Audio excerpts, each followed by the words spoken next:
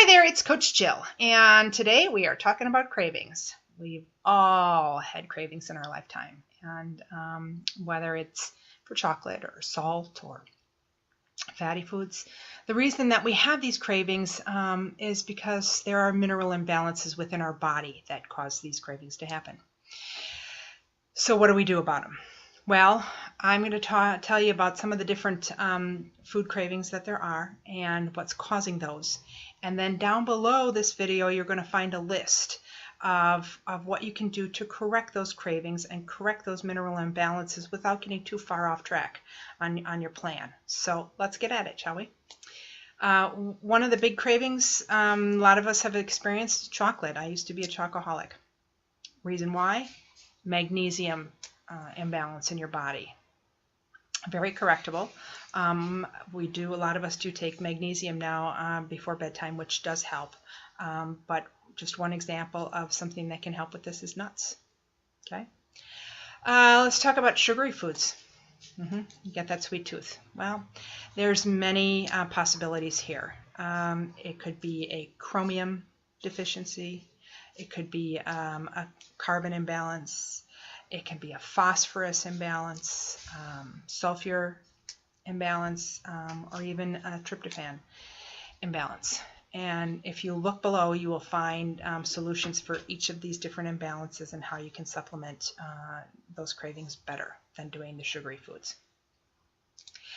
How about breads, pastas, other carbs? This is the indicator of nitrogen imbalance.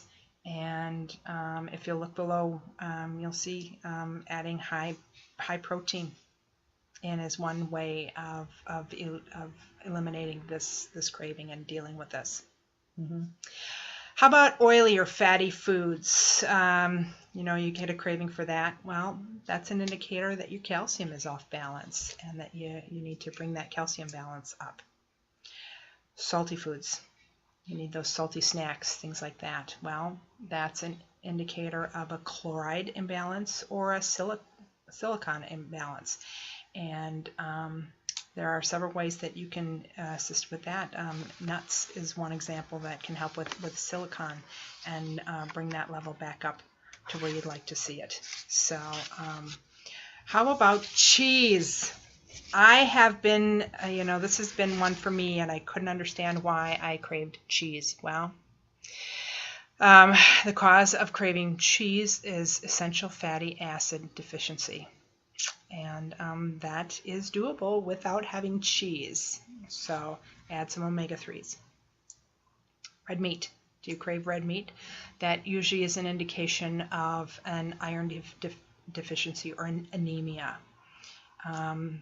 Beans and legumes are a good way, but there's many more that you can take for that one. And last but not least, popcorn. Have you ever craved popcorn? Well, popcorn cravings are the result of a stress hormone fluctuation. So your cortisol levels and your epinephrine levels, they're imbalanced. And there's some great ways to get those back in balance that don't involve food, believe it or not, meditation, things like that. So check out below, take a look at the chart. It will help you get through these cravings with better choices. And if you have questions, let me know. Remember, we're in this together.